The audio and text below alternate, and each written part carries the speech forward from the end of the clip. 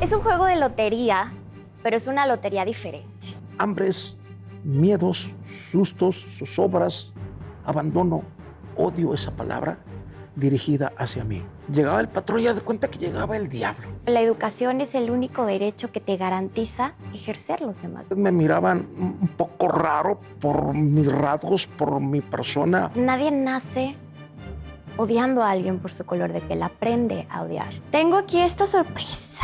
Me montaba como si fuera un caballo y cantaba las canciones de Antonio Aguilar. Albur de amor me gustó. Una guitarra usada, vieja, maloliente, pero que yo amaba con todo el corazón. No tratamos de llenar esas botas ni ese saco, pero cada quien estamos conscientes de que tenemos que escribir nuestra propia historia, ¿no? Cuando se nos fue Choche, yo sentí que ese era el final de Bronco. Había 4 personalidades tan particulares. Nosotros jugábamos cuando éramos muy chiquitos a ser Bronco. Yo no quería regresar porque lo sentía poco ético. No estaba planeado, pero estaba predestinado. Y yo creo que esas fueron una de las causas de que Bronco se retiró.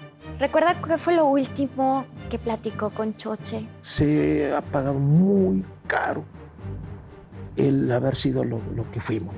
Mi niña murió donde quería morir, con sus ídolos. ¿Habrá posibilidades de platicarlo? No creo. Como este que no tiene riendas. Así me visualizo yo. Desde las entrañas de una tierra que marcó su andar, se devela a todo galope la historia de una leyenda viviente y vigente de nuestra música, que ha dejado un legado de oro a nivel emocional, letrístico y sonoro, con la capacidad de permear y curar las cicatrices de un alma dolorida. Una lotería personalizada que evoca memorias de un ídolo, un pequeño traje que abre el corazón de un niño soñador y el inspirador impacto de una vida marcada por banderas sociales como la discriminación, la tierra sin ley y la explotación campesina, son algunos de los episodios clave del archivo regional clasificado La huella de un corazón bronco.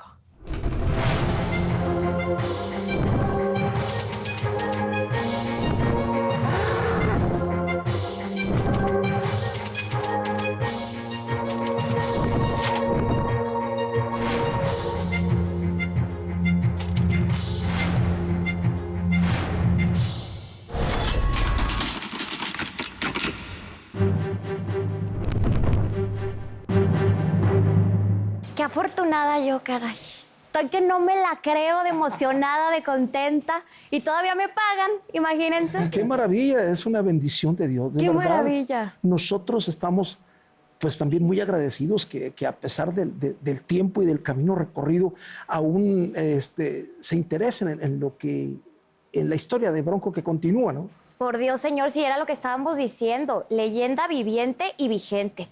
Que no es fácil decirlo después de tantos años, pero bueno, gracias por estar aquí, o más bien gracias por permitirme a mí estar aquí. Es un placer, bienvenida. Bienvenida. Un placer, gracias, José. Gracias, René. Gracias. Señor Lupe Esparza. Qué hola. Pues aquí presentes en Regional Clasificado, listos para platicar pues muchas historias, para recordar, para hacer pues algunos brinquillos al pasado también y hablar de lo que es el presente y el futuro, porque sé que vienen cosas maravillosas. Sin duda. Así es. Y bueno, este programa, entre muchas otras cosas, tiene por objetivo difundir la belleza de nuestra cultura mexicana. Y bueno, yo creo que hablar de México, entre muchas cosas, y el folclore, es también hablar de estos juegos que son muy particulares. Entonces, tengo aquí, vamos a iniciar con la primera sorpresa. Tengo aquí unos billetes de lotería. Órale. A ver, pues te paso. Es un juego de lotería, pero es una lotería diferente. Tiene pues otras cartas que esperemos que puedan evocar recuerdos, historias, anécdotas. Órale. ¿Les parece si empezamos a jugar? Y comenzamos con la primera carta, que sería elegido. Esta casita, no sé si usted la alcanza a reconocer, don Lupe. Sí, cómo no. Me transporta a mi niñez, a esas casitas de adobe ya muy erosionados por el viento y por el tiempo. Y cómo no recordar esa mi niñez en la cual yo pensaba que ese era el mundo.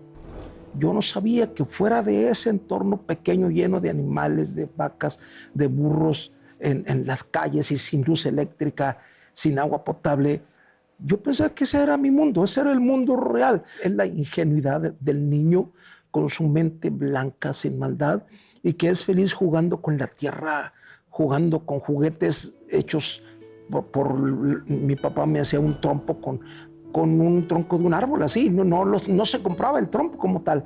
Y ese tipo de cosas, y yo creo que esa ingenuidad es lo que te hace ser feliz. Habla y dice sin electricidad, Ajá. sin agua potable, Sin pero a nada. veces tristemente en estos lugares también, pues sin ley. Sin ley. Sobre todo con eso, por la misma ignorancia de las personas que se dejan llevar por cualquier cosa. Había personas ahí que se mataban por un perro o por un burro que se metió a la labor del otro. Eso sí existía ahí, pero también yo lo aceptaba como parte de la ingenuidad del niño ese indígena de allá de Galeana en Durango, ¿no? ¿Han tenido la posibilidad de ir a esa primera tierra, para allá, para Durango? Tuvimos la oportunidad cuando éramos unos niños, yo creo que tendríamos tal vez 5 o 7 años, que mi papá pues quiso organizar ahí un viaje familiar y podemos visitar un poquito de la familia, familia ya algo lejana que tenemos de allá, así como también ese lugar de nacimiento de mi padre. ¿Qué sintieron, René, cuando llegaron a esta casita? No, pues sí sentíamos, habíamos escuchado muchas historias de ahí. Ya yendo en ese tiempo, ahora sí yo ya sentía ese temor de estar ahí, tal vez de arriesgar a mis hijos ahí, Se oían balazos en la noche. En la noche se oían balazos. De hecho, recuerdo que viajamos en el autobús de mi papá, toda la familia, y ya a la hora de dormir, ya era de noche, nosotros cuando despertábamos, pues ya estábamos en otra ciudad, ya de regreso a casa. Y ya después nos dijeron que porque en la noche se habían escuchado balazos y cosas así. Entonces papá como que, yo no sé, tal vez recordó esos momentos que él vivió. Claro. Dijo, vámonos. Ya cuando ya llegué otra vez a pisar esa tierra, ya una persona adulta y consciente, me daba cuenta de mi realidad que me tocó vivir. Y todo ese tipo de cosas ahora sí me atemorizaban. Y esa noche que dicen los muchachos que se escuchaban balazos ahí en el pueblo, y yo le dije a mis tíos con los que llegamos ahí, ¿sabe qué, tío? Que tengo un compromiso mañana allá en Monterrey y tengo que ir. Y la verdad, se lo digo que realmente salimos como huyendo. A esa mi tierra, a ese mi pueblito, que quiero mucho y no lo negaré nunca, pero solamente le debo quizás malos recuerdos, que ahora los considero malos. Quizá tengo hambres, miedos, sustos, zozobras, abandono. Es lo que podría decir yo que es lo que yo le debo a mi tierrita esa, pero que siempre mucho orgullo. Vamos con la siguiente, que bueno, debería tener una connotación positiva. Desafortunadamente, muchas veces la realidad creo que tiene más connotaciones negativas a veces. Y es el patrón, ¿no? ¿Por qué?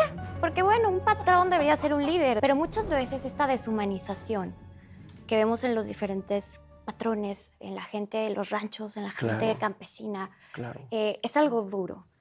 Yo escuchaba una declaración donde decía, mi padre sufrió muchísima explotación y cosas muy duras trabajando esas tierras, ¿no? Y fíjate qué cosas, cómo cambia la perspectiva de las personas en el caso mío. Porque yo jamás siendo un joven, yo nunca imaginé que algún día yo pudiera llegar a ser patrón. Entre comillas, que odio esa palabra dirigida hacia mí. No importa las personas que trabajan con nosotros y me ayudan, odio que me digan patrón. Y lo explico, nosotros somos compañeros de trabajo y nada más. Y mi papá, pobrecito, pues sí vivió muchas injusticias. Yo siendo niño me daba cuenta. Llegaba el patrón y ya de cuenta que llegaba el diablo. Nosotros los niños a correr a escondernos porque llegó el patrón. Sí, le creo. Tenía un estandarte enorme como si fuera un dios. El patrón, el poderoso, el que tiene dinero, el que llegaba en un carro. Y entonces mi papá siempre pues, recibía regaños de él y ese tipo de cosas. Personas muy inhumanas. Vivíamos en una casita que había hasta ratas. Y así dormíamos mordidos de ratas, amanecíamos en los dedos. Y cuando por cosas del destino o el trabajo, la dedicación, las cosas cambiaron para mí, cambió la baraja. Ahora mi papá es patrón. Quise darle esa satisfacción a él para que viviera la otra cara. Y es que bueno, venimos de un pueblo que incluso ha pasado ya por una revolución. Hace más de 100 años, una revolución donde pues se pretendía que hubiera igualdad y realmente lo vemos todavía tan lejano. Claro. Y con esta definición diferente que podemos tener entre los Esparza, mi querido René, cuando uno ve acá al patrón, ¿qué tal? ¿Cómo defines a papá como patrón? No, pues es más que patrón, yo lo veo como un líder, ¿no? Así es. Es alguien que también esa estafeta como líder se la fue dando el tiempo. Es una persona que él no ambiciona el ser ni el punto de atención, ni ser el que dé las órdenes. Más sin embargo, yo creo que el tiempo y el trabajo que él ha realizado, pues se fue ganando ese lugar. Tenemos otra carta por aquí. La escuela. Una constitución dice que es un derecho, la educación. Es una obligación del Estado también proveerla. Pero yo creo que pocos niños a veces saben el privilegio que es tener la oportunidad de tener educación. Porque leía yo, la educación es el único derecho que te garantiza ejercer los demás derechos. Y aquí me encanta porque veo a alguien que de pequeño luchó y pidió y levantó la mano por estar entre los libros, por estar en un pupitre, por aprender, y que de ahí se derivan historias maravillosas hasta románticas. Qué ironía, cuando yo vivía allá en mi pueblito, en Galeana, yo le tenía terror a la escuela, le tenía terror a los maestros. De repente los maestros tal vez me miraban un poco raro por mis rasgos, por mi persona, que se notaba que era gente del campo. Eso es de las cosas que yo viví también en la escuela, ese racismo de mis compañeros. Llegué a tener hasta pleitos por eso, por mi color de piel solamente. Inclusive mis maestros a veces hacían bromas al respecto de mío. Nunca se me ha olvidado porque lo puse en el libro y un día me encontré a mis maestros y me reclamaron. O sea, ya no tenían memoria. Pero yo los quería mucho y yo perdonaba a todo el mundo. Que nos llevaban a un día de campo, se usaban, y ahí nos metíamos al arroyito con el agua así en trucitas, así, niños. Y escuchaba yo a la maestra que le decía al maestro que era su novio. Decía, mira, René, este niño no está negro, azulea a mí. Y entonces eso nunca se me ha olvidado. Hoy lo tomo con mucha simpatía, sí, con mucha risa. Y luego, imagínate, mi hijo le puso René por ese maestro. Porque la maestra fue la que se aventó el cotorreo. El maestro no. El maestro siempre un tipo muy duro, muy cabrón, muy castigador, pero muy humano. Y yo a él realmente le debo mucho de mi carácter. Él en Navidad que se rifaba en cobertores y cosas de esas, yo sentía que él me la echaba para que me la sacara yo. Hay gente que no se da cuenta de lo que una palabra, ¿no? Sí. Como negro, indio, ¿no? Puede llegar a doler. Me encanta que de repente lo escuche usted con un orgullo diciendo soy un indio. Claro. Y eso me encanta porque así debe de ser. Claro. En esta época, pues se toma mucho el tema ese de la cuestión racial y que la seguimos viviendo a nivel internacional. Pero yo pienso que hace 40 años para atrás estaba mucho más arraigada. Era muy señalada a las personas diferentes. René decía una frase muy bonita de Nelson Mandela, que es uno de los máximos luchadores en contra de la discriminación que ha habido en la historia. Que nadie nace odiando a alguien por su color de piel, aprende a odiar. Pero también se puede aprender a amar. También. ¿Qué pasa cuando de pronto escuchan como hijo este tipo de anécdotas y saber que papá pasó por eso? Yo el libro de mi papá es fecha que todavía no lo leo, no lo puedo leer. Lo he intentado leer muchas veces, pero me gana el saber todo lo que él ha pasado, todo lo que él ha vivido, en especial siendo un niño, siendo alguien tan indefenso. Yo creo que crecimos también de esa manera fortalecidos gracias a todo lo que él vivió, a todo lo que él tuvo que superar. Crecimos, mi mamá llamándole a mi papá negro. Claro. De cariño. Pero de Y hasta cariño. la fecha. Oye, negro, negro, negro. Mis compañeros, Choche te decía. Choche, Javier, yo era el negro del grupo.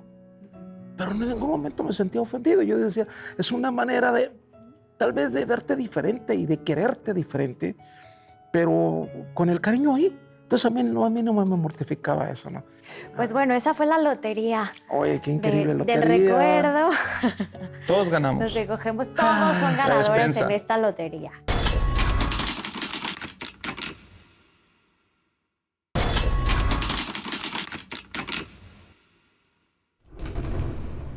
Tengo aquí esta sorpresa.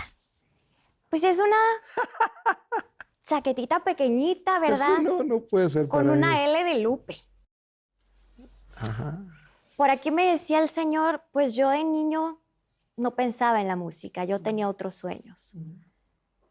Pero al final del día me es muy valioso que un niño que pasó por tanto sí tenía la capacidad de soñar.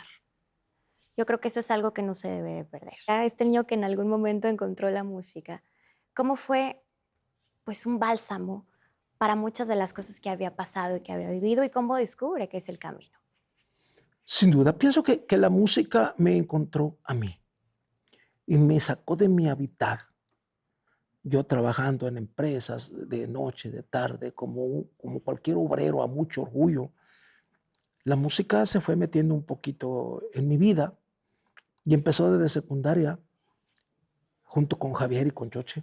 En mis tiempos de trabajo, de cuidar vacas o chivas, lo que me tocara en su turno, yo tenía una gran admiración sin pretender seguir su camino ni pretender hacer una carrera como cantante por don Antonio Aguilar. Yo creo que vi todas las películas de él. Era mi pasión verlo en cualquier vara de que me encontraba en el camino. Me montaba como si fuera un caballo y cantaba las canciones de Antonio Aguilar. Albur de amor me gustó. Y así, y moneaba el caballo yo por un lado. Y yo creo que inconscientemente, poco a poco, se me fue metiendo ese gusto por la música. Primeramente desde secundaria, que empezábamos a tocar y que yo cantaba en las serenatas a las madres, que a veces nos correteaban los perros. Y a mí me tocaba ser el cantante del grupito, porque yo era el que menos feo cantaba. Hicimos el grupo como un juego, como un pasatiempo. Y en mi trabajo, la música iba a la empresa donde yo trabajaba y me sacaba de ahí para ir a los programas de televisión, para un programa de radio. Y de ahí en adelante, sí, ya me di cuenta que ese era el camino por el que yo tenía que andar, pero andar con todo, con toda la actitud y con todos los deseos de ser. Hasta el grado que hasta me llegaron a correr de algunas empresas porque me decían, ¿la música o el trabajo? Y dice, bueno, pues por lo pronto la música. Claro. Y así fue como, de alguna manera, la música me rescató o vino a mi vida, ¿no?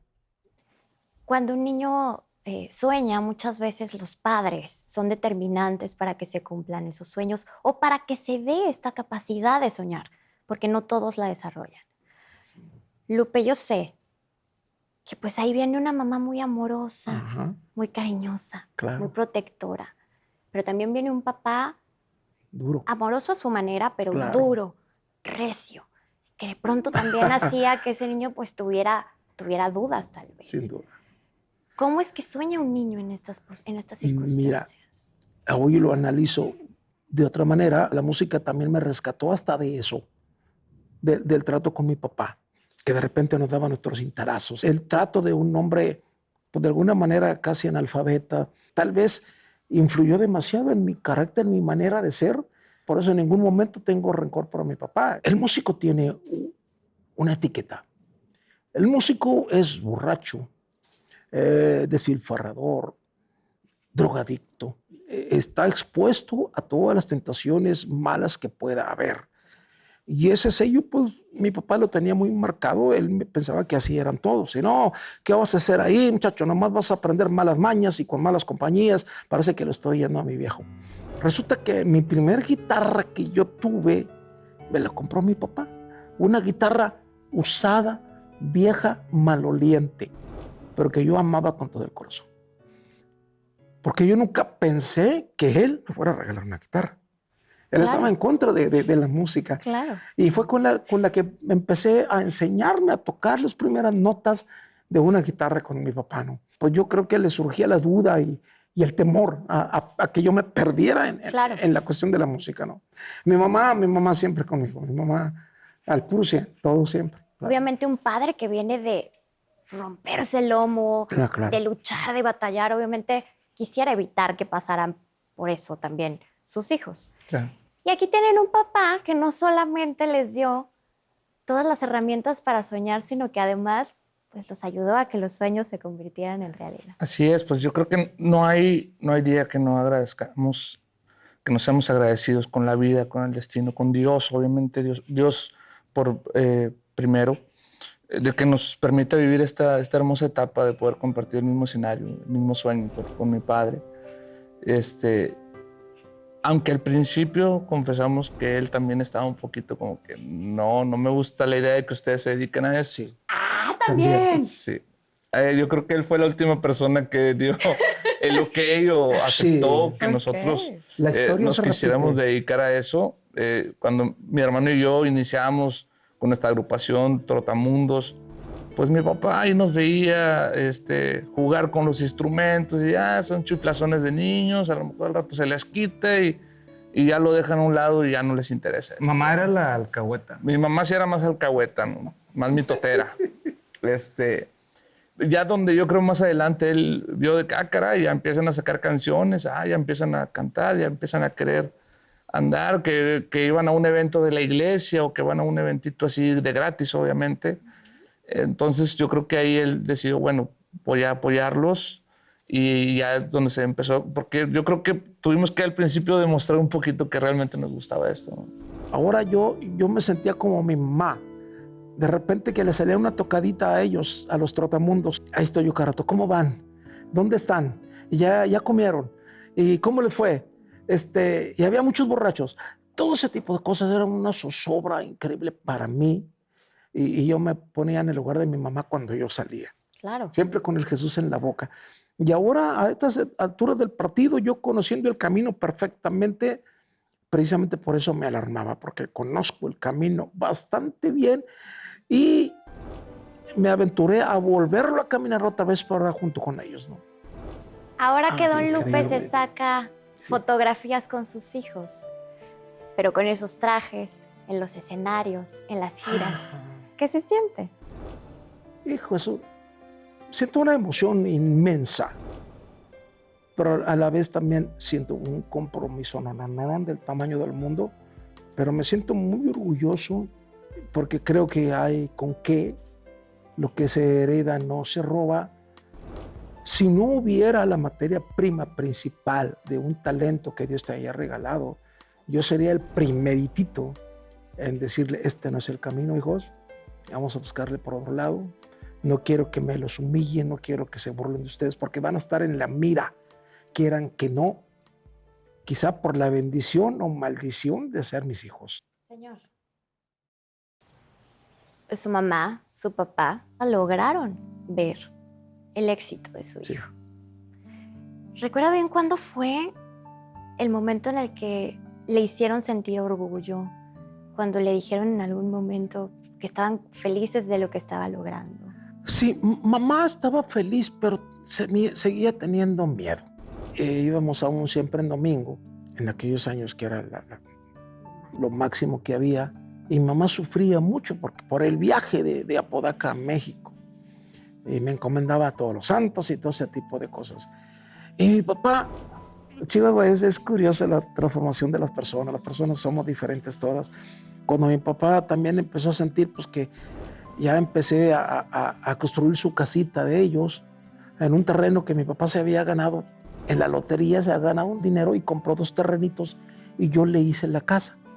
Empezó a sentir ese orgullo, pero mi papá sí era muy presumido de mí. A donde quiera que iba, sin que saliera el tema, mi hijo, Lupe.